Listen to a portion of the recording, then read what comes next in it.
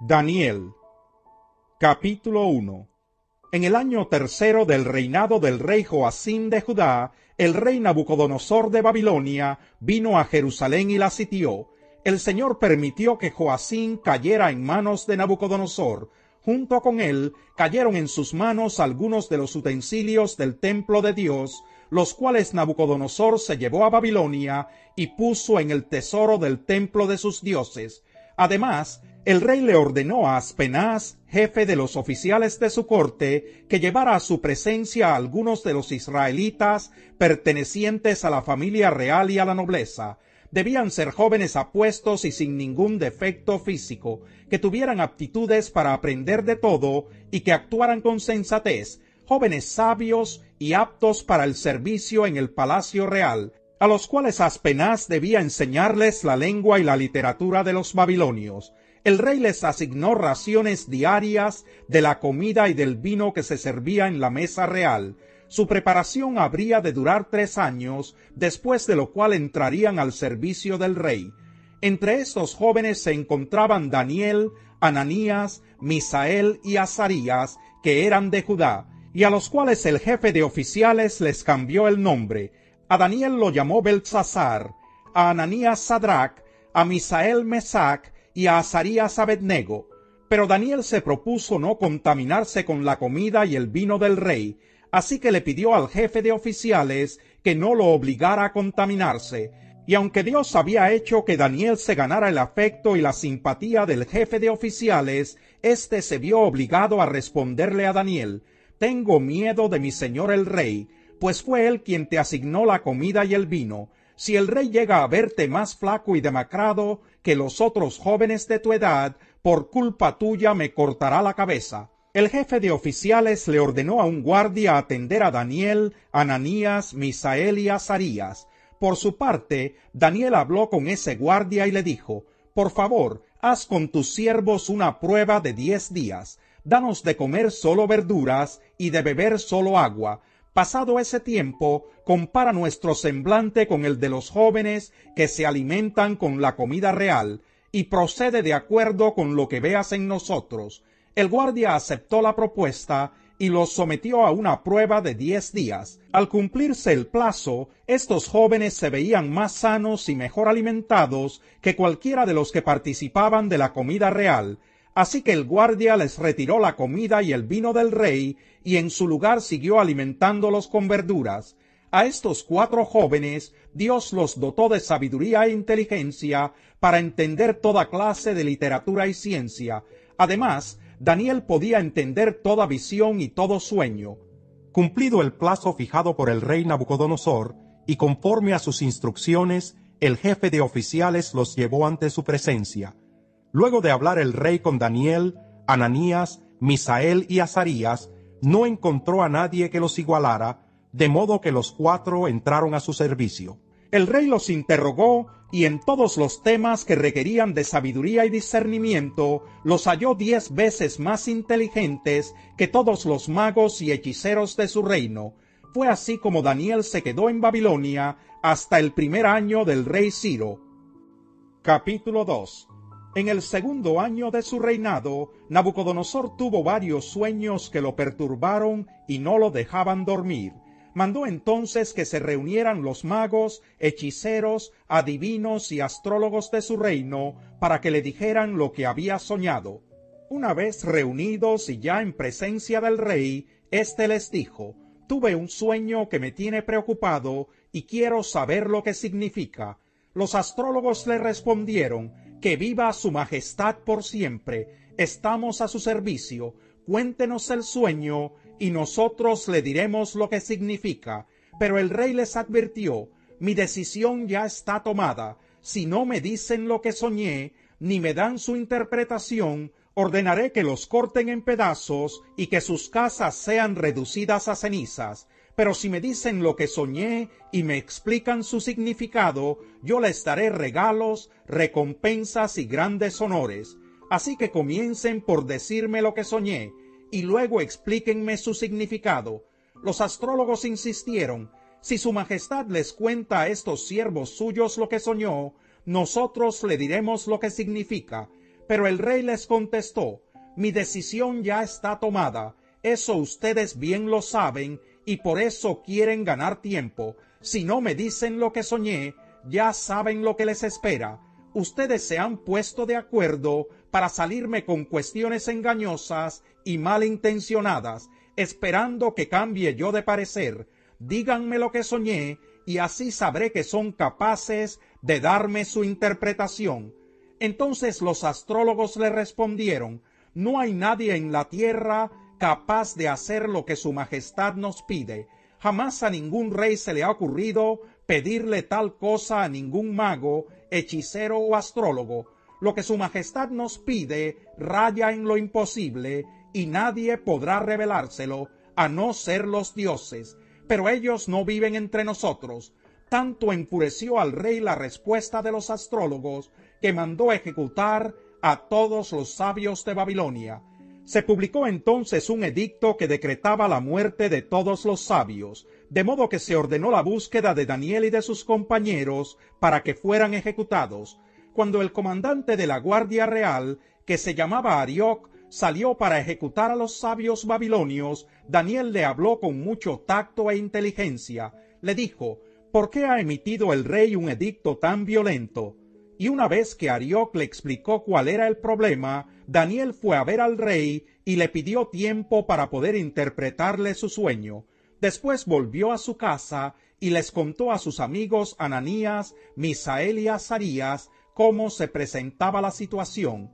Al mismo tiempo, les pidió que imploraran la misericordia del Dios del cielo en cuanto a ese sueño misterioso, para que ni él ni sus amigos fueran ejecutados con el resto de los sabios babilonios. Durante la noche, Daniel recibió en una visión la respuesta al misterio. Entonces alabó al Dios del cielo y dijo: alabado sea por siempre el nombre de Dios. Suyos son la sabiduría y el poder. Él cambia los tiempos y las épocas, pone y depone reyes. A los sabios da sabiduría y a los inteligentes discernimiento. Él revela lo profundo y lo escondido, y sabe lo que se oculta en las sombras. En él habita la luz. A ti, Dios de mis padres, te alabo y te doy gracias. Me has dado sabiduría y poder, me has dado a conocer lo que te pedimos, me has dado a conocer el sueño del rey. Entonces Daniel fue a ver a Arioc, a quien el rey le había dado la orden de ejecutar a los sabios de Babilonia, y le dijo: no mates a los sabios babilonios, llévame ante el rey, y le interpretaré el sueño que tuvo. Inmediatamente Arioc condujo a Daniel a la presencia del rey, y le dijo: entre los exiliados de Judá he hallado a alguien que puede interpretar el sueño de su majestad. El rey le preguntó a Daniel, a quien los babilonios le habían puesto por nombre Beltsasar: ¿puedes decirme lo que vi en mi sueño y darme su interpretación? A esto Daniel respondió: no hay ningún sabio ni hechicero, ni mago o adivino que pueda explicarle a su majestad el misterio que le preocupa, pero hay un Dios en el cielo que revela los misterios. Ese Dios le ha mostrado a usted lo que tendrá lugar en los días venideros. Estos son el sueño y las visiones que pasaron por la mente de su majestad mientras dormía. Allí en su cama, su majestad dirigió sus pensamientos a las cosas por venir, y el que revela los misterios le mostró lo que está por suceder. Por lo que a mí toca, este misterio me ha sido revelado, no porque yo sea más sabio que el resto de la humanidad, sino para que su majestad llegue a conocer su interpretación y entienda lo que pasaba por su mente.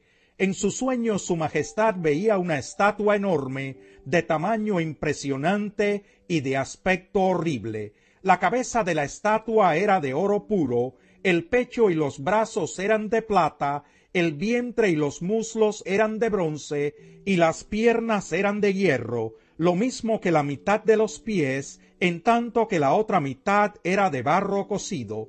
De pronto, y mientras su majestad contemplaba la estatua, una roca que nadie desprendió vino y golpeó los pies de hierro y barro de la estatua, y los hizo pedazos. Con ellos se hicieron añicos el hierro y el barro, junto con el bronce, la plata y el oro. La estatua se hizo polvo, como el que vuela en el verano cuando se trilla el trigo. El viento barrió con la estatua y no quedó ni rastro de ella. En cambio, la roca que dio contra la estatua se convirtió en una montaña enorme que llenó toda la tierra. Este fue el sueño que tuvo su majestad, y este es su significado. Su majestad es rey entre los reyes. El Dios del cielo le ha dado el reino, el poder, la majestad y la gloria. Además, ha puesto en manos de su majestad a la humanidad entera, a las bestias del campo y a las aves del cielo. No importa dónde vivan, Dios ha hecho de su majestad el gobernante de todos ellos. Su majestad es la cabeza de oro. Después de su majestad surgirá otro reino de menor importancia. Luego vendrá un tercer reino que será de bronce y dominará sobre toda la tierra. Finalmente vendrá un cuarto reino sólido como el hierro, y así como el hierro todo lo rompe, destroza y pulveriza, este cuarto reino hará polvo a los otros reinos. Su majestad veía que los pies y los dedos de la estatua eran mitad hierro y mitad barro cocido. El hierro y el barro que su majestad vio mezclados significan que este será un reino dividido, aunque tendrá la fuerza del hierro, y como los dedos eran también mitad hierro y mitad barro, este reino será medianamente fuerte y medianamente débil. Su majestad vio mezclados el hierro y el barro, dos elementos que no pueden fundirse entre sí. De igual manera, el pueblo será una mezcla que no podrá mantenerse unida. En los días de estos reyes, el Dios del cielo establecerá un reino que jamás será destruido ni entregado a otro pueblo, sino que permanecerá para siempre y hará pedazos a todos estos reinos. Tal es el sentido del sueño, donde la roca se desprendía de una montaña, roca que sin la intervención de nadie hizo añicos al hierro, al bronce, al barro, a la plata y al oro. El gran Dios le ha mostrado a su majestad lo que tendrá lugar en el futuro. El sueño es verdadero y esta interpretación digna de confianza. Al oír esto, el rey Nabucodonosor se postró ante Daniel y le rindió pleitesía. Ordenó que se le presentara una ofrenda e incienso y le dijo: Tu Dios es el Dios de dioses y el soberano de los reyes. Tu Dios revela todos los misterios, pues fuiste capaz de revelarme este sueño misterioso. Luego el rey puso a Daniel en un puesto prominente y lo colmó de regalos. Lo nombró gobernador de toda la provincia de Babilonia y jefe de todos sus sabios. Además, a solicitud de Daniel, el rey nombró a Sadrach, Mesach y Abednego administradores de la provincia de Babilonia. Daniel, por su parte, permaneció en la corte real.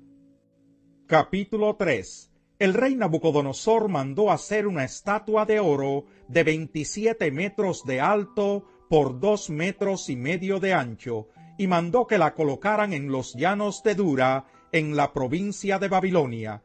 Luego les ordenó a los sátrapas, prefectos, gobernadores, consejeros, tesoreros, jueces, magistrados y demás oficiales de las provincias que asistieran a la dedicación de la estatua que había mandado erigir.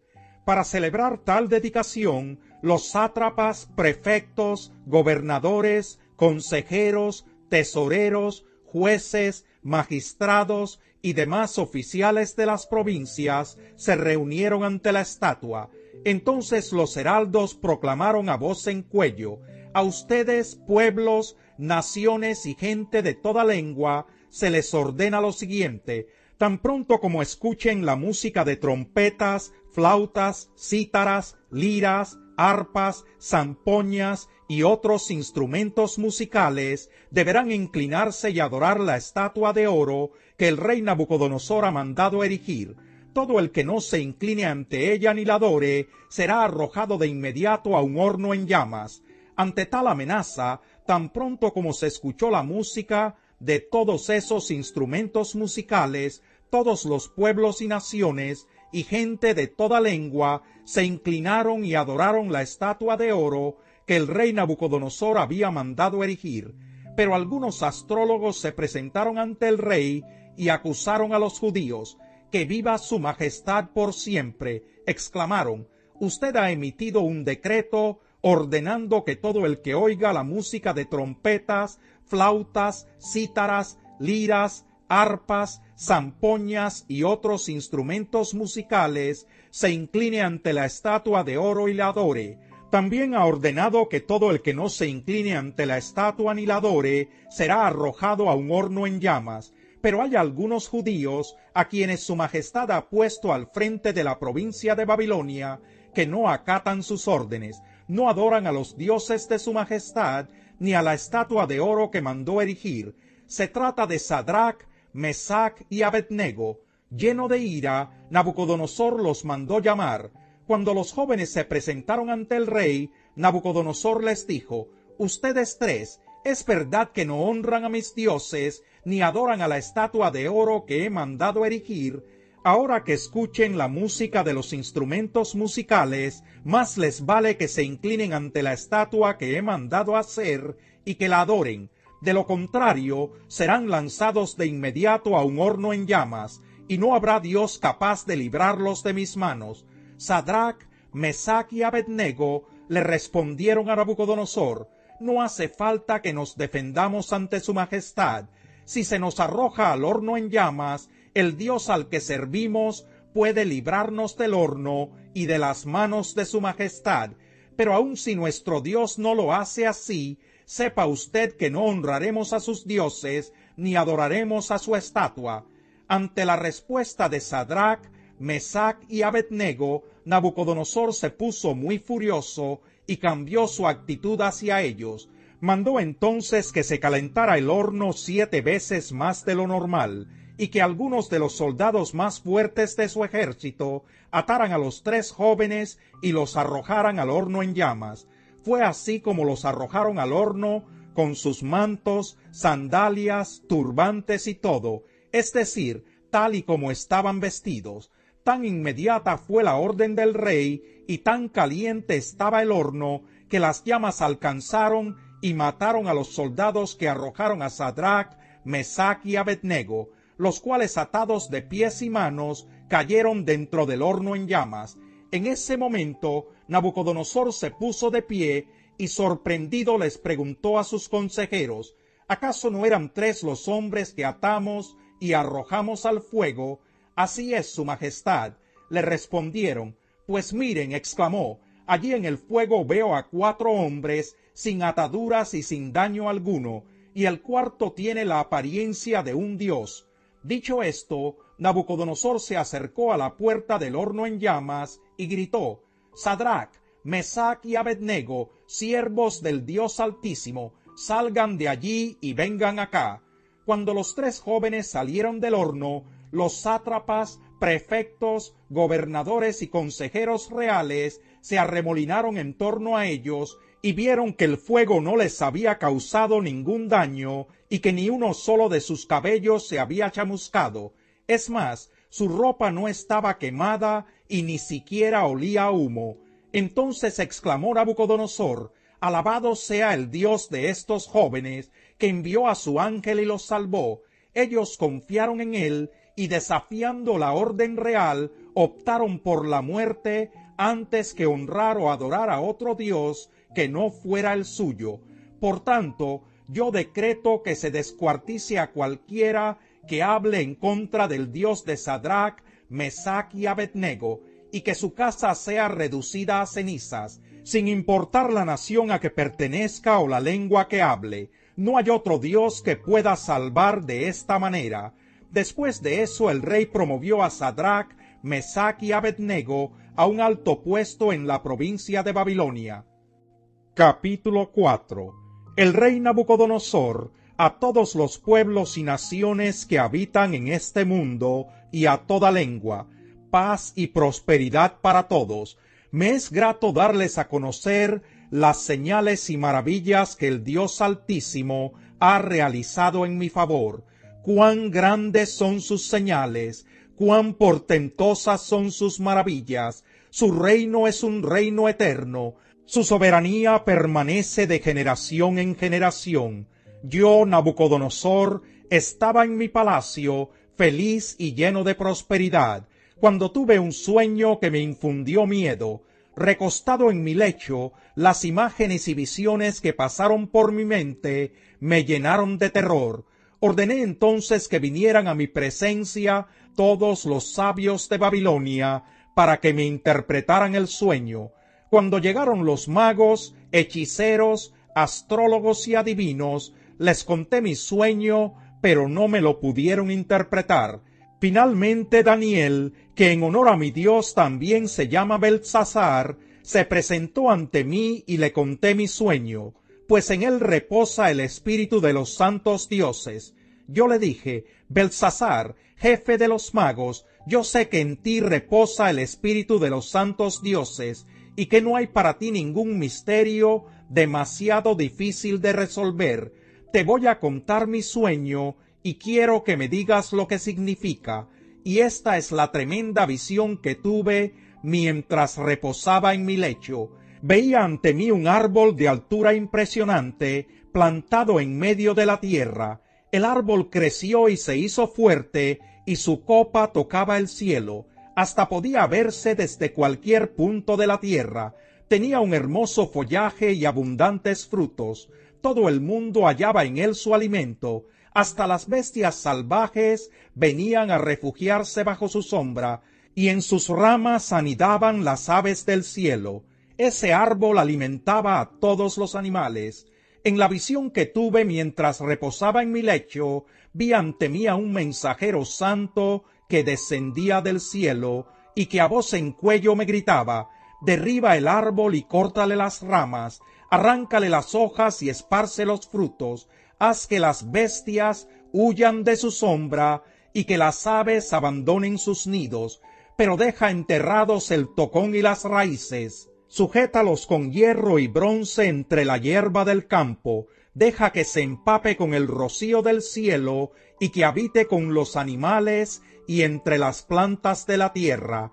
Deja que su mente humana se trastorne y se vuelva como la de un animal, hasta que hayan transcurrido 7 años.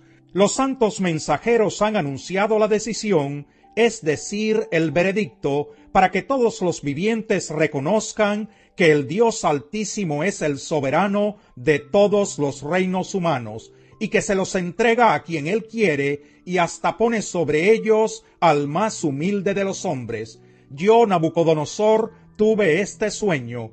Ahora tú, Beltsasar, dime qué es lo que significa, ya que ninguno de los sabios de mi reino me lo pudo interpretar, pero tú sí puedes hacerlo, porque en ti reposa el espíritu de los santos dioses. Daniel, conocido también como Beltsasar, se quedó desconcertado por algún tiempo y aterrorizado por sus propios pensamientos. Por eso el rey le dijo: Beltsasar, no te dejes alarmar por este sueño y su significado. A esto Daniel respondió: ojalá que el sueño y su significado tengan que ver con los acérrimos enemigos de su majestad. La copa del árbol que su majestad veía crecer y fortalecerse tocaba el cielo, hasta podía verse desde cualquier punto de la tierra. Ese árbol tenía un hermoso follaje y daba abundantes frutos y alimentaba a todo el mundo. Bajo su sombra se refugiaban las bestias salvajes, y en sus ramas anidaban las aves del cielo. Ese árbol es su majestad, que se ha hecho fuerte y poderoso, y con su grandeza ha alcanzado el cielo. Su dominio se extiende a los lugares más remotos de la tierra. Su majestad veía que del cielo bajaba un mensajero santo, el cual le ordenaba derribar el árbol y destruirlo, y dejarlo enterrado para que se empapara con el rocío del cielo, aunque tenía que sujetar con hierro y bronce el tocón y las raíces. De este modo viviría como los animales salvajes hasta que transcurrieran 7 años. La interpretación del sueño y el decreto que el Altísimo ha emitido contra su majestad es como sigue: usted será apartado de la gente y habitará con los animales salvajes, comerá pasto como el ganado y se empapará con el rocío del cielo. 7 años pasarán hasta que su majestad reconozca que el Altísimo es el soberano de todos los reinos del mundo y que se los entrega a quien él quiere. La orden de dejar el tocón y las raíces del árbol quiere decir que su majestad recibirá nuevamente el reino, cuando haya reconocido que el verdadero reino es el del cielo. Por lo tanto, yo le ruego a su majestad aceptar el consejo que le voy a dar. Renuncie usted a sus pecados y actúe con justicia. Renuncie a su maldad y sea bondadoso con los oprimidos. Tal vez entonces su prosperidad vuelva a ser la de antes. En efecto, todo esto le sucedió al rey Nabucodonosor.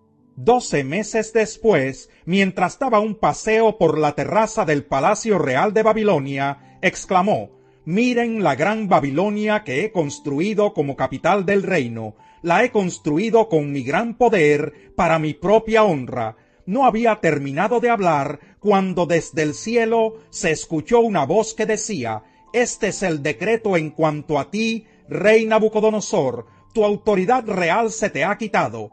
Serás apartado de la gente y vivirás entre los animales salvajes. Comerás pasto como el ganado, y 7 años transcurrirán hasta que reconozcas que el Altísimo es el soberano de todos los reinos del mundo, y que se los entrega a quien él quiere». Y al instante se cumplió lo anunciado a Nabucodonosor. Lo separaron de la gente y comió pasto como el ganado. Su cuerpo se empapó con el rocío del cielo, y hasta el pelo y las uñas le crecieron como plumas y garras de águila. Pasado ese tiempo, yo, Nabucodonosor, elevé los ojos al cielo y recobré el juicio. Entonces alabé al Altísimo, honré y glorifiqué al que vive para siempre. Su dominio es eterno, su reino permanece para siempre. Ninguno de los pueblos de la tierra merece ser tomado en cuenta. Dios hace lo que quiere con los poderes celestiales y con los pueblos de la tierra. No hay quien se oponga a su poder, ni quien le pida cuentas de sus actos. Recobré el juicio, y al momento me fueron devueltos la honra, el esplendor y la gloria de mi reino. Mis consejeros y cortesanos vinieron a buscarme, y me fue devuelto el trono. Llegué a ser más poderoso que antes. Por eso yo, Nabucodonosor, alabo, exalto y glorifico al Rey del cielo, porque siempre procede con rectitud y justicia, y es capaz de humillar a los soberbios. Capítulo 5. El rey Belsasar ofreció un gran banquete a 1000 miembros de la nobleza, y bebió vino con ellos hasta emborracharse. Mientras brindaban, Belsasar mandó que le trajeran las copas de oro y de plata que Nabucodonosor su padre había tomado del templo de Jerusalén, y así se hizo. Le llevaron las copas, y en ellas bebieron el rey y sus nobles, junto con sus esposas y concubinas. Ya borrachos, se deshacían en alabanzas a los dioses de oro, plata, bronce, hierro, madera y piedra. En ese momento, en la sala del palacio apareció una mano que a la luz de las lámparas escribía con el dedo sobre la parte blanca de la pared. Mientras el rey observaba la mano que escribía, el rostro le palideció del susto, las rodillas comenzaron a temblarle y apenas podía sostenerse. Mandó entonces que vinieran los hechiceros, astrólogos y adivinos, y a estos sabios babilonios les dijo: «Al que lea lo que allí está escrito y me diga lo que significa, lo vestiré de púrpura, le pondré una cadena de oro en el cuello y lo nombraré tercer gobernante del reino». Todos los sabios del reino se presentaron, pero no pudieron descifrar lo escrito ni decirle al rey lo que significaba. Esto hizo que el rey Belsasar se asustara y palideciera más todavía.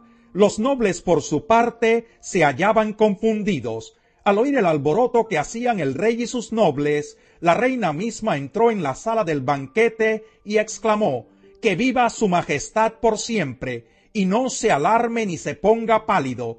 En el reino de su majestad hay un hombre en quien reposa el espíritu de los santos dioses». Cuando vivía el rey Nabucodonosor, padre de su majestad, se halló que ese hombre poseía sabiduría inteligencia y gran percepción semejantes a las de los dioses, el padre de su majestad llegó a nombrar a ese hombre jefe de los magos, hechiceros, astrólogos y adivinos, y es que ese hombre tiene una mente aguda, amplios conocimientos e inteligencia y capacidad para interpretar sueños, explicar misterios y resolver problemas difíciles.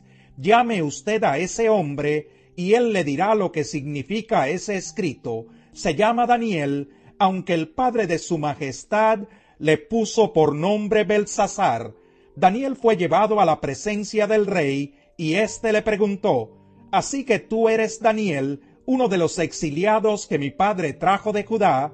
Me han contado que en ti reposa el espíritu de los dioses y que posees gran agudeza e inteligencia y una sabiduría sorprendente. Los sabios y hechiceros se presentaron ante mí para leer esta escritura y decirme lo que significa, pero no pudieron descifrarla. Según me han dicho, tú puedes dar interpretaciones y resolver problemas difíciles. Si logras descifrar e interpretar lo que allí está escrito, te vestiré de púrpura, te pondré una cadena de oro en el cuello y te nombraré tercer gobernante del reino. Su majestad puede quedarse con sus regalos o dárselos a otro, le respondió Daniel. Yo voy a leerle a su majestad lo que dice en la pared y le explicaré lo que significa. El Dios Altísimo dio al rey Nabucodonosor, padre de usted, grandeza, gloria, majestad y esplendor. Gracias a la autoridad que Dios le dio, ante él temblaban de miedo todos los pueblos, naciones y gente de toda lengua. A quien él quería matar, lo mandaba matar. A quien quería perdonar, lo perdonaba. Si quería promover a alguien, lo promovía. Y si quería humillarlo, lo humillaba. Pero cuando su corazón se volvió arrogante y orgulloso, se le arrebató el trono real y se le despojó de su gloria. Fue apartado de la gente y recibió la mente de un animal. Vivió entre los asnos salvajes y se alimentó con pasto como el ganado. El rocío de la noche empapaba su cuerpo.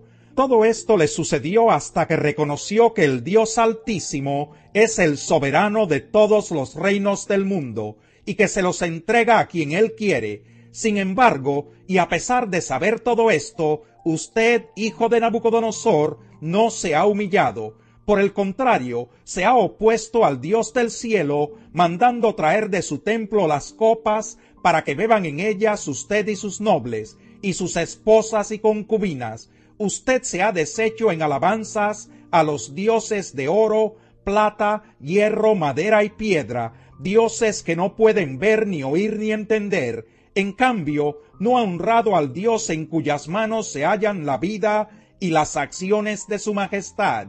Por eso Dios ha enviado esa mano a escribir lo que allí aparece: Mene, Mene, Tekel, Parsin. Pues bien, esto es lo que significan esas palabras. Mene, Dios ha contado los días del reino de su majestad y les ha puesto un límite. Tekel, su majestad ha sido puesto en la balanza y no pesa lo que debería pesar. Parsin, el reino de su majestad se ha dividido y ha sido entregado a medos y persas. Entonces Belsasar ordenó que se vistiera a Daniel de púrpura, que se le pusiera una cadena de oro en el cuello y que se le nombrara tercer gobernante del reino. Esa misma noche fue asesinado Belsasar, rey de los babilonios, y Darío el persa se apoderó del reino. Para entonces Darío tenía 62 años. Capítulo 6. Para el control eficaz de su reino, Darío consideró prudente nombrar a 120 sátrapas y 3 administradores, uno de los cuales era Daniel. Estos sátrapas eran responsables ante los administradores, a fin de que los intereses del rey no se vieran afectados, y tanto se distinguió Daniel por sus extraordinarias cualidades administrativas, que el rey pensó en ponerlo al frente de todo el reino. Entonces los administradores y los sátrapas empezaron a buscar algún motivo para acusar a Daniel de malos manejos en los negocios del reino. Sin embargo, no encontraron de qué acusarlo, porque lejos de ser corrupto o negligente, Daniel era un hombre digno de confianza.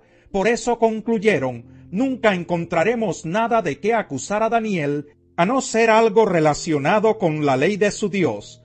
Formaron entonces los administradores y sátrapas una comisión para ir a hablar con el rey, y estando en su presencia le dijeron: que viva para siempre su majestad el rey Darío.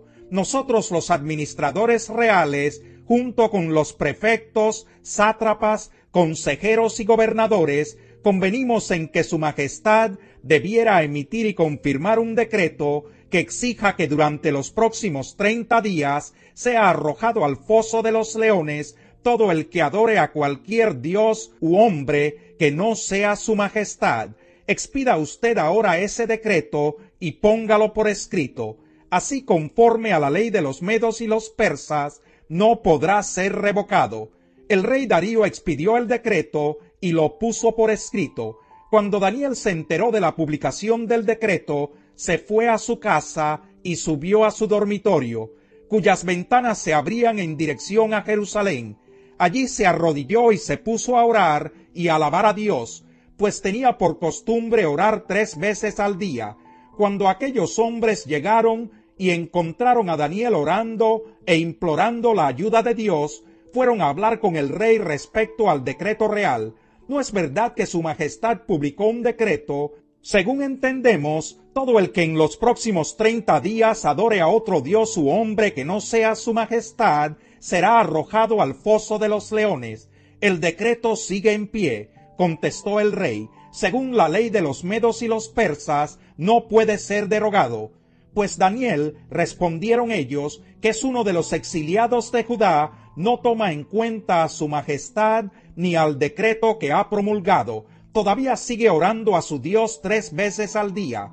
Cuando el rey escuchó esto, se deprimió mucho y se propuso salvar a Daniel. Así que durante todo el día buscó la forma de salvarlo. Pero aquellos hombres fueron a ver al rey y lo presionaron. No olvide su majestad que según la ley de los medos y los persas, ningún decreto ni edicto emitido por el rey puede ser derogado. El rey dio entonces la orden y Daniel fue arrojado al foso de los leones. Allí el rey animaba a Daniel: que tu Dios, a quien siempre sirves, se digne salvarte. Trajeron entonces una piedra y con ella taparon la boca del foso. El rey lo selló con su propio anillo y con el de sus nobles, para que la sentencia contra Daniel no pudiera ser cambiada. Luego volvió a su palacio y pasó la noche sin comer y sin divertirse, y hasta el sueño se le fue. Tan pronto como amaneció, se levantó y fue al foso de los leones. Ya cerca, lleno de ansiedad, gritó: Daniel, siervo del Dios viviente, ¿pudo tu Dios, a quien siempre sirves, salvarte de los leones? Que viva su majestad por siempre. Contestó Daniel desde el foso: mi Dios envió a su ángel y les cerró la boca a los leones. No me han hecho ningún daño, porque Dios bien sabe que soy inocente. Tampoco he cometido nada malo contra su majestad. Sin ocultar su alegría, el rey ordenó que sacaran del foso a Daniel. Cuando lo sacaron, no se le halló un solo rasguño, pues Daniel confiaba en su Dios. Entonces el rey mandó traer a los que falsamente lo habían acusado y ordenó que los arrojaran al foso de los leones, junto con sus esposas y sus hijos. No habían tocado el suelo cuando ya los leones habían caído sobre ellos y les habían triturado los huesos. Más tarde el rey Darío firmó este decreto: a todos los pueblos, naciones y lenguas de este mundo, paz y prosperidad para todos. He decretado que en todo lugar de mi reino la gente adore y honre al Dios de Daniel, porque Él es el Dios vivo y permanece para siempre. Su reino jamás será destruido y su dominio jamás tendrá fin. Él rescata y salva, hace prodigios en el cielo y maravillas en la tierra. Ha salvado a Daniel de las garras de los leones. Fue así como Daniel prosperó durante los reinados de Darío y de Ciro el persa. Capítulo 7. En el primer año del reinado de Belsasar en Babilonia, Daniel tuvo un sueño y visiones mientras yacía en su lecho. Entonces puso por escrito lo más importante de su sueño, y esto es lo que escribió. Durante la noche tuve una visión, y en ella veía al gran mar agitado por los 4 vientos del cielo. Del mar salían 4 bestias enormes, cada una diferente de la otra. La primera de ellas se parecía a un león, pero sus alas eran las de un águila. Mientras yo la observaba, le arrancaron las alas, la levantaron del suelo y la obligaron a pararse sobre sus patas traseras, como si fuera un hombre, y se le dio un corazón humano. La segunda bestia que vi se parecía a un oso. Se levantaba sobre uno de sus costados y entre sus fauces tenía 3 costillas. A esta bestia se le dijo: levántate y come carne hasta que te hartes. Ante mis propios ojos vi aparecer otra bestia, la cual se parecía a un leopardo, aunque en el lomo tenía 4 alas, como las de un ave. Esta bestia tenía 4 cabezas y recibió autoridad para gobernar. Después de esto, en mis visiones nocturnas, vi ante mí una 4ª bestia, la cual era extremadamente horrible y poseía una fuerza descomunal. Con sus grandes colmillos de hierro aplastaba y devoraba a sus víctimas, para luego pisotear los restos. Tenía 10 cuernos y no se parecía en nada a las otras bestias. Mientras me fijaba en los cuernos, vi surgir entre ellos otro cuerno más pequeño. Por causa de éste fueron arrancados 3 de los primeros. El cuerno pequeño parecía tener ojos humanos y una boca que profería insolencias.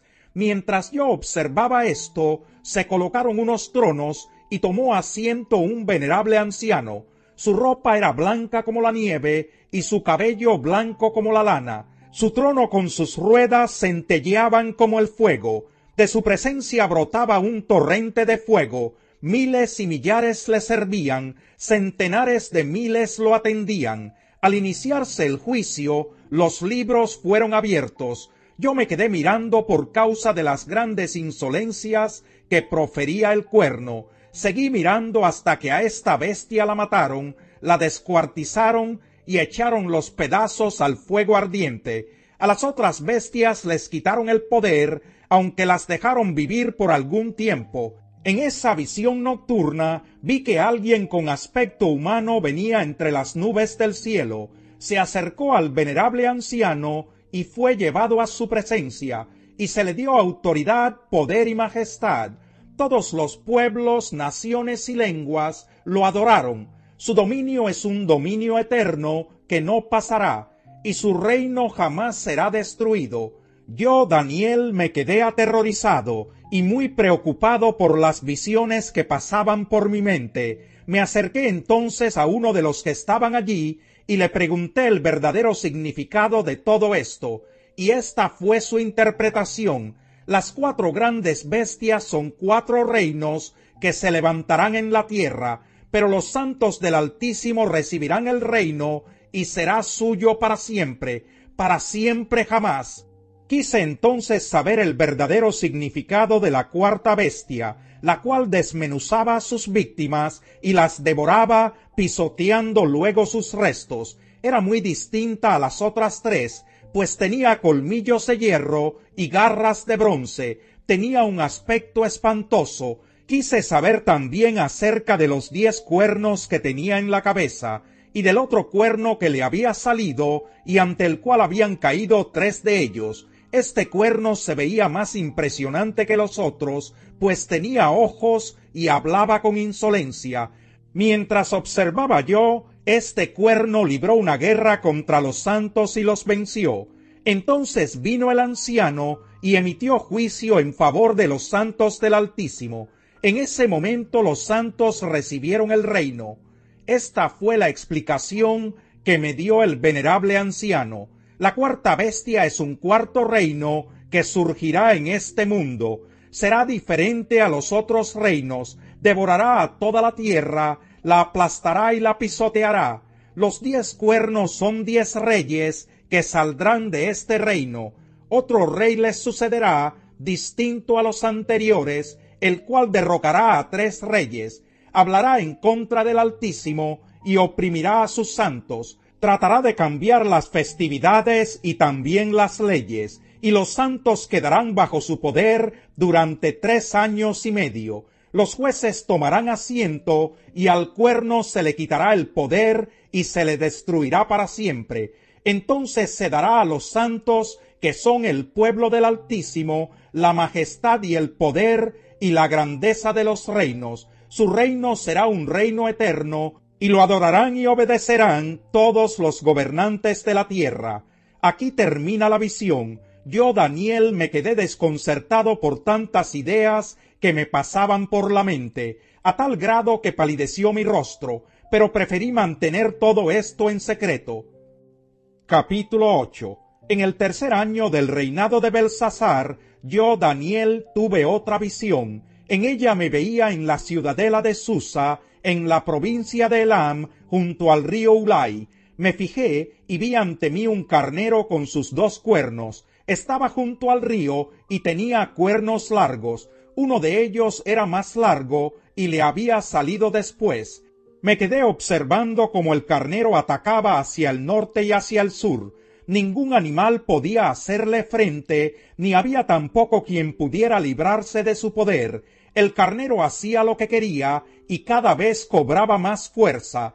Mientras reflexionaba yo al respecto, de pronto surgió del oeste un macho cabrío, con un cuerno enorme entre los ojos, y cruzó toda la tierra sin tocar siquiera el suelo. Se lanzó contra el carnero que yo había visto junto al río, y lo atacó furiosamente. Yo vi cómo lo golpeó y le rompió los 2 cuernos. El carnero no pudo hacerle frente, pues el macho cabrío lo derribó y lo pisoteó. Nadie pudo librar al carnero del poder del macho cabrío.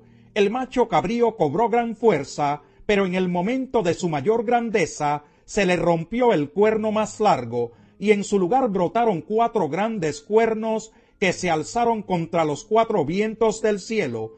De uno de ellos salió otro cuerno, pequeño al principio, que extendió su poder hacia el sur y hacia el este, y también hacia nuestra hermosa tierra. Creció hasta alcanzar al ejército de los cielos, derribó algunas estrellas y las pisoteó, y aún llegó a sentirse más importante que el jefe del ejército de los cielos. Por causa de él se eliminó el sacrificio diario y se profanó el santuario. Por la rebeldía de nuestro pueblo, su ejército echó por tierra la verdad y quitó el sacrificio diario. En fin, ese cuerno hizo y deshizo. Escuché entonces que uno de los santos hablaba y que otro le preguntaba: ¿cuánto más va a durar esta visión del sacrificio diario, de la rebeldía desoladora, de la entrega del santuario y de la humillación del ejército? Y aquel santo me dijo: va a tardar 2300 días con sus noches. Después de eso se purificará el santuario.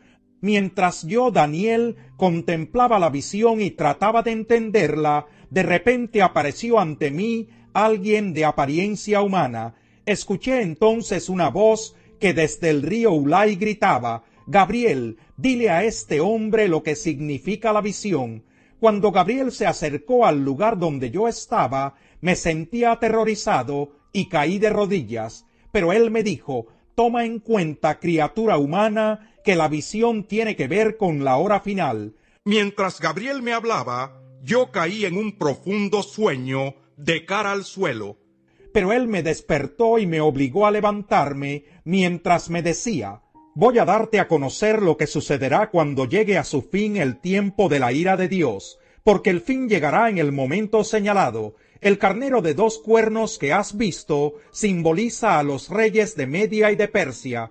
El macho cabrío es el rey de Grecia, y el cuerno grande que tiene entre los ojos es el primer rey. Los 4 cuernos que salieron en lugar del que fue hecho pedazos simbolizan a los 4 reinos que surgirán de esa nación, pero que no tendrán el mismo poder.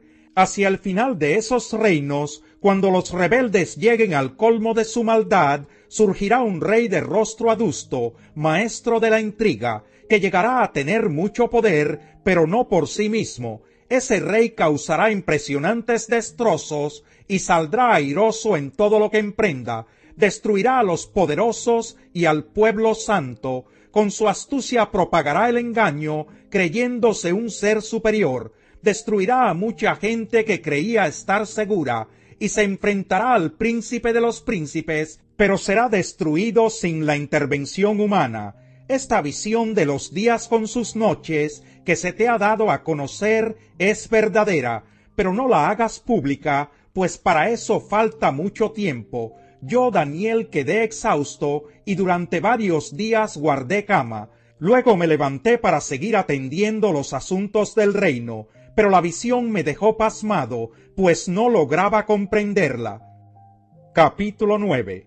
Corría el primer año del reinado de Darío, hijo de Jerjes, un medo que llegó a ser rey de los babilonios, cuando yo, Daniel, logré entender ese pasaje de las Escrituras, donde el Señor le comunicó al profeta Jeremías que la desolación de Jerusalén duraría 70 años. Entonces me puse a orar y a dirigir mis súplicas al Señor mi Dios. Además de orar, ayuné y me vestí de luto y me senté sobre cenizas. Esta fue la oración y confesión que le hice. Señor, Dios grande y terrible, que cumples tu pacto de fidelidad con los que te aman y obedecen tus mandamientos. Hemos pecado y hecho lo malo, hemos sido malvados y rebeldes, nos hemos apartado de tus mandamientos y de tus leyes, no hemos prestado atención a tus siervos los profetas, que en tu nombre hablaron a nuestros reyes y príncipes, a nuestros antepasados y a todos los habitantes de la tierra.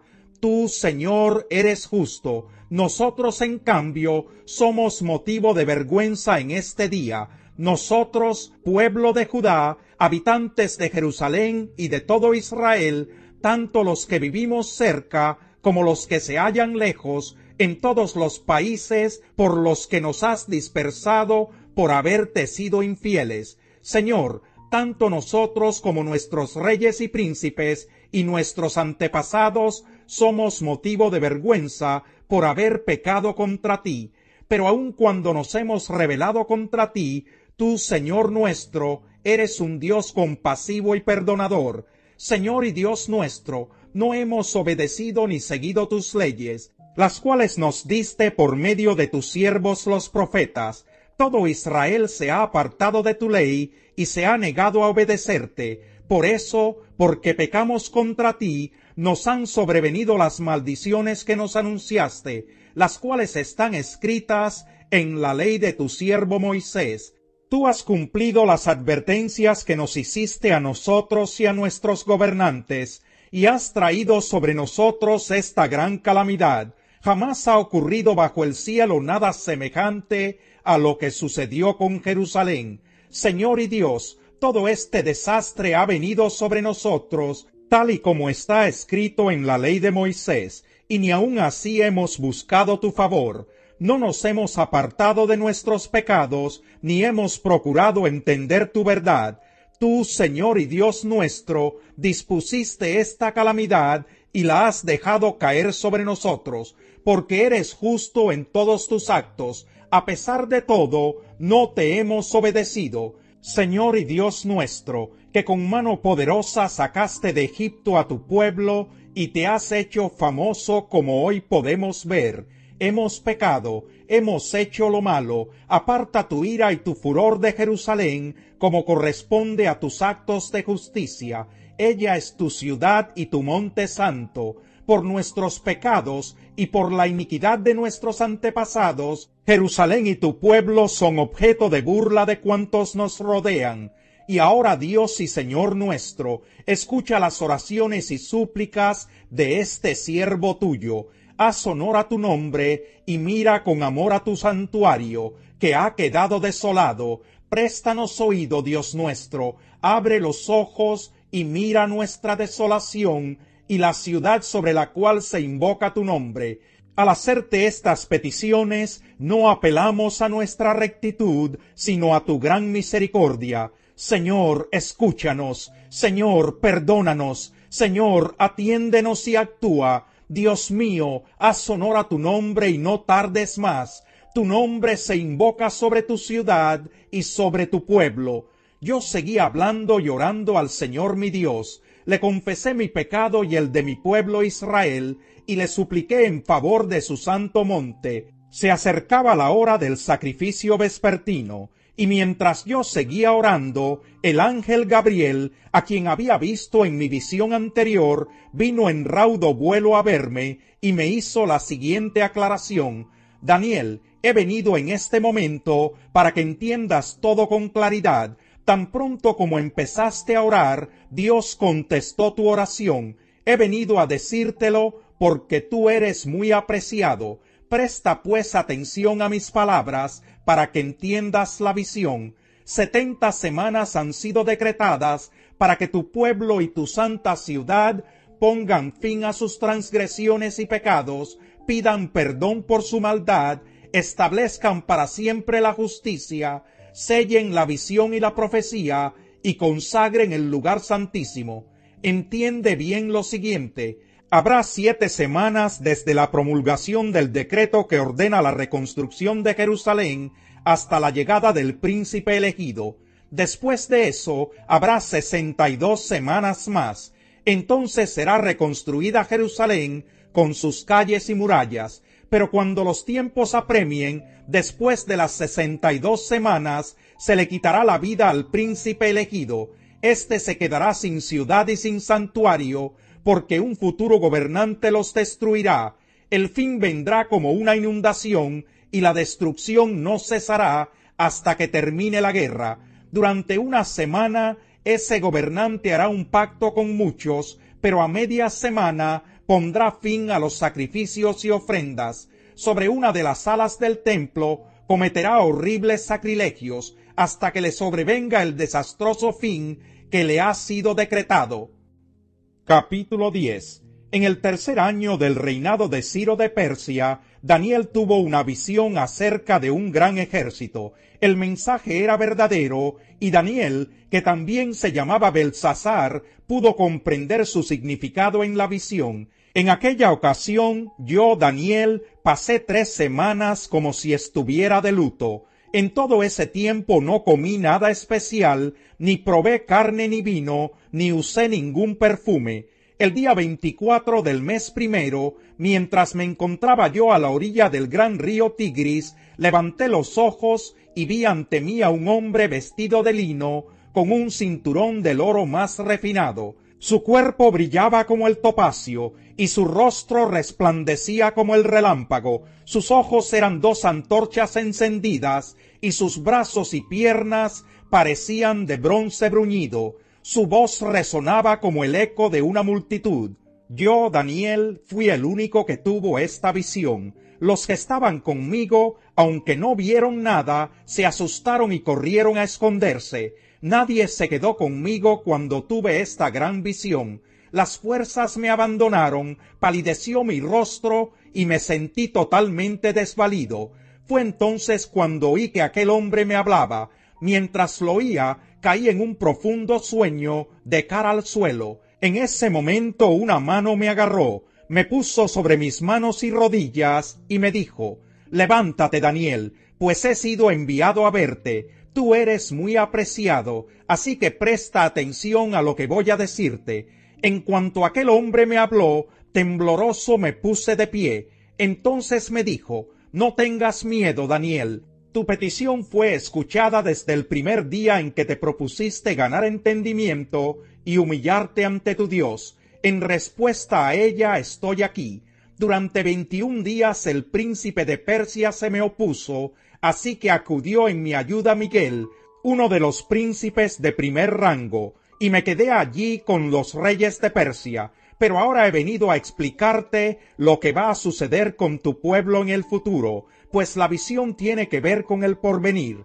Mientras aquel hombre me decía esto, yo me incliné de cara al suelo y guardé silencio. Entonces alguien con aspecto humano me tocó los labios, y yo los abrí y comencé a hablar, y le dije a quien había estado hablando conmigo: Señor, por causa de esta visión me siento muy angustiado y sin fuerzas. ¿Cómo es posible que yo, que soy tu siervo, hable contigo? Las fuerzas me han abandonado y apenas puedo respirar.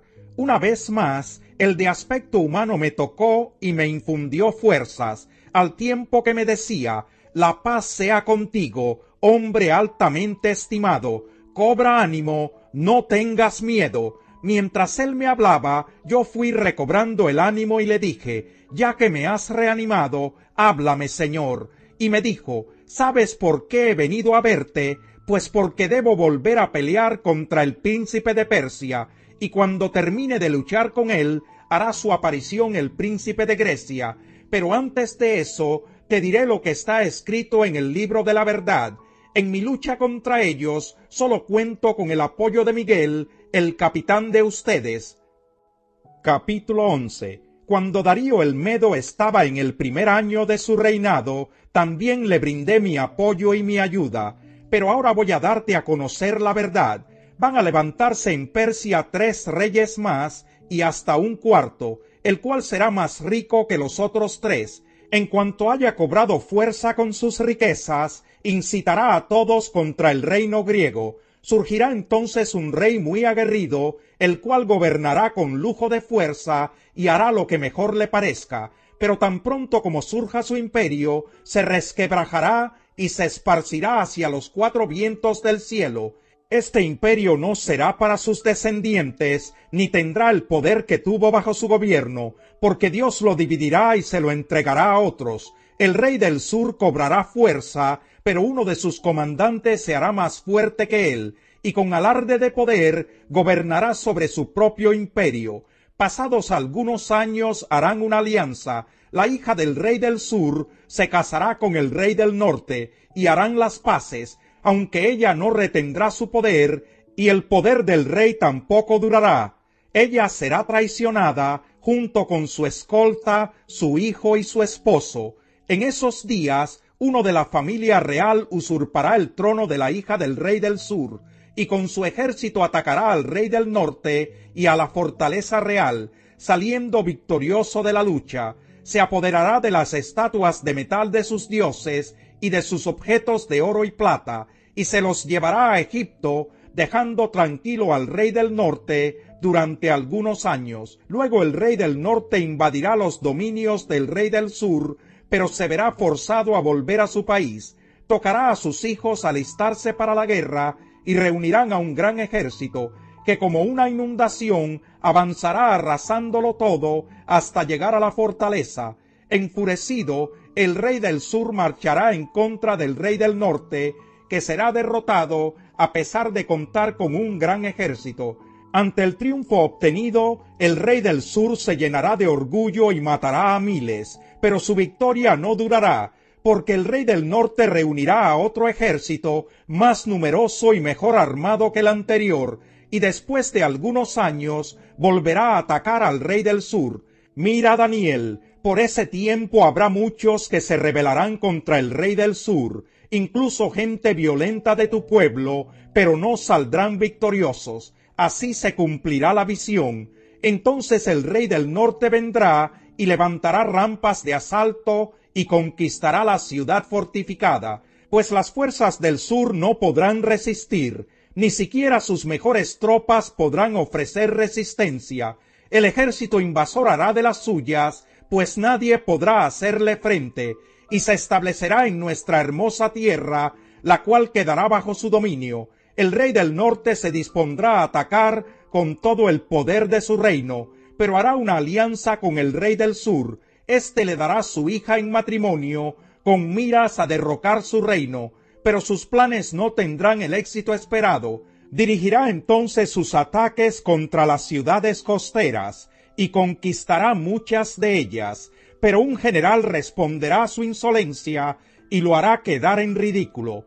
Después de eso, el rey del norte regresará a la fortaleza de su país, pero sufrirá un tropiezo y no volverá a saberse nada de él.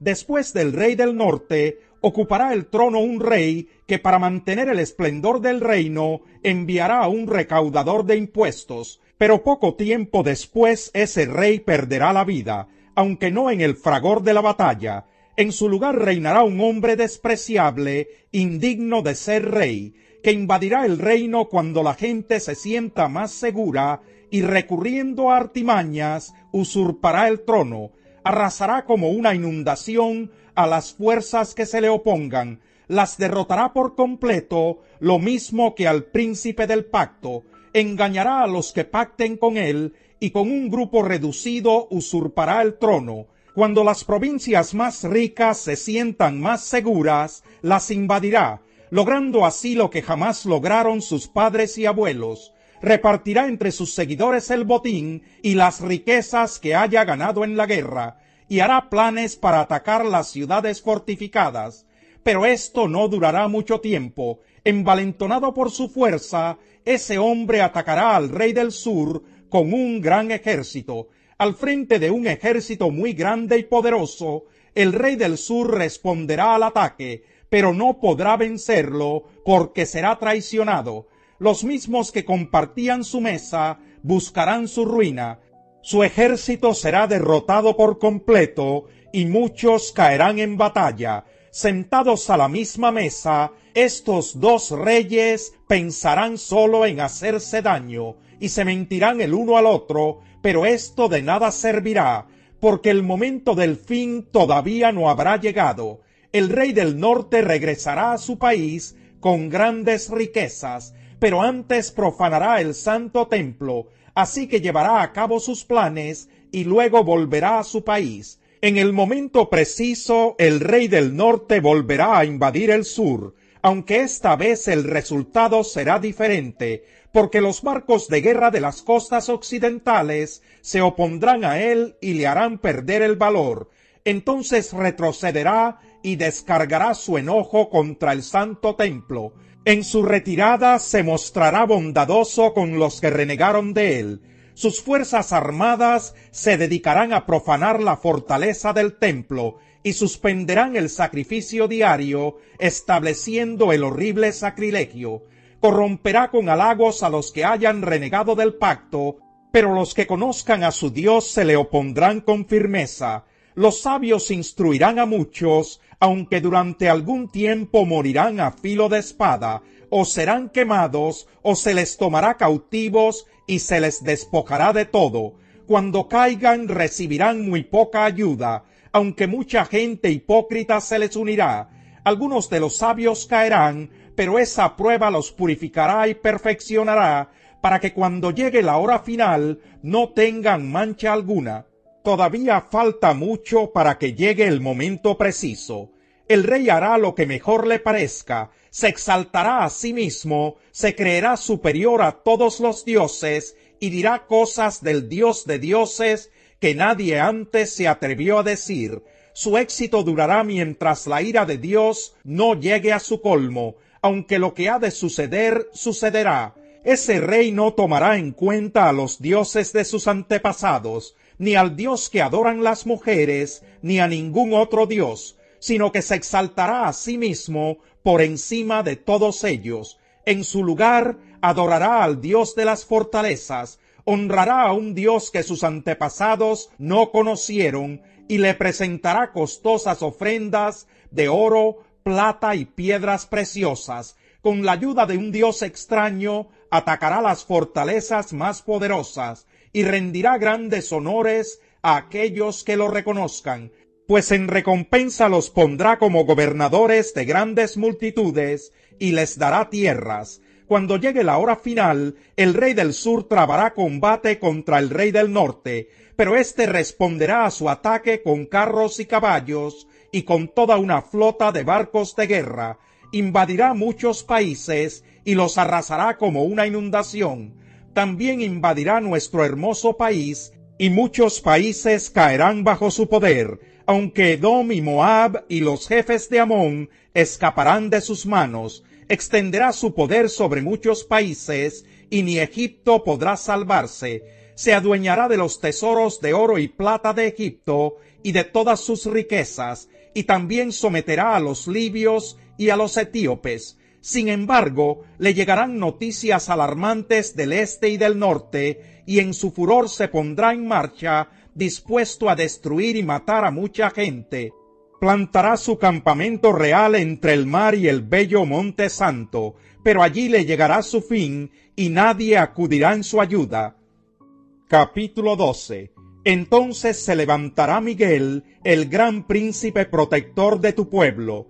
Habrá un período de angustia como no lo ha habido jamás desde que las naciones existen. Serán salvados los de tu pueblo, cuyo nombre se haya anotado en el libro, y del polvo de la tierra se levantarán las multitudes de los que duermen, algunos de ellos para vivir por siempre, pero otros para quedar en la vergüenza y en la confusión perpetuas. Los sabios resplandecerán con el brillo de la bóveda celeste. Los que instruyen a las multitudes en el camino de la justicia brillarán como las estrellas por toda la eternidad.